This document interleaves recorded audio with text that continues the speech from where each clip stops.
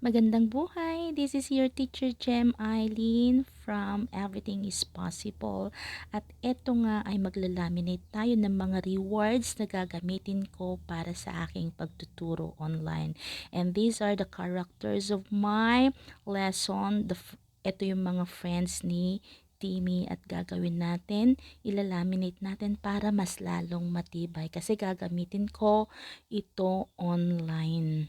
So, bago natin ito isalang, let's check muna yung light indicator niya kung naka-green na nga ba ito bago natin ito isalang. So, kung ready na siyang ilaminate, dapat yung light ng ating laminator ay naka-green na siya.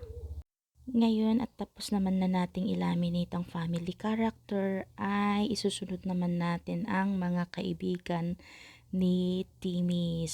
Kaya ako naman ito ginagawa kasi gusto ko talaga na kapag ka nagkaklase ako, may engagement ng mga estudyante ko. Kasi I experience, alam nyo ba, yung bagong-bagong enrolled na student, hindi niya alam yung mga characters sa mga lessons namin. So, eto nga, gumawa na ako ng mga ganito para at least alam niya and familiar siya kung sino yung mga nagsasalita.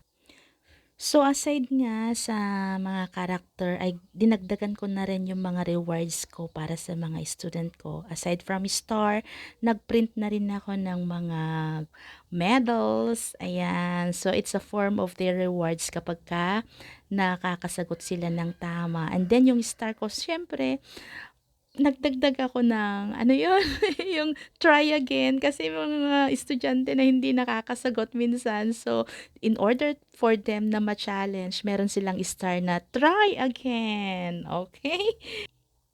So, this time naman, yung ating ilalaminate. Kung kanina is patayo, ngayon ay pahiga naman para may mga parts kasi sa papel or dito sa nilalaminate na hindi siya kumakapit. So, para mas maging makapit, ayan, kanina pahiga, ay kanina patayo, ngayon pahiga naman. And then ngayon, babaligtarin ulit natin para mas lalong makip. Ano daw? Basta yun na yun. Ang ginagawa ko, patayo, pahiga, and then babaligtarin ko pa yan para mas lalong matibay at kumapit yung plastic doon sa papel.